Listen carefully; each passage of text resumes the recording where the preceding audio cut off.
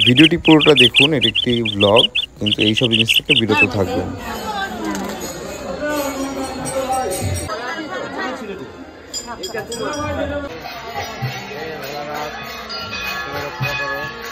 এই আমি বেরোলাম, আমরা যাচ্ছি এখন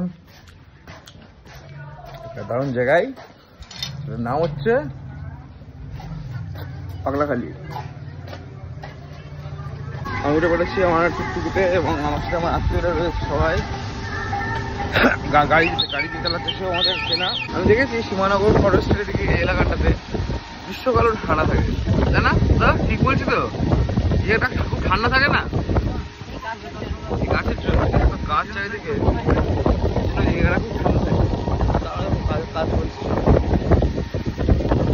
কৃষ্ণনগর থেকে উঠেছিলাম, কৃষ্ণনগর থেকে অটো বা টোটো বা 4 চাকার বাইক, যাতে খুশি তুমি যেতে পারো। সীমানগর পেরিয়ে যেতে হয় এই পাগলাখালি যে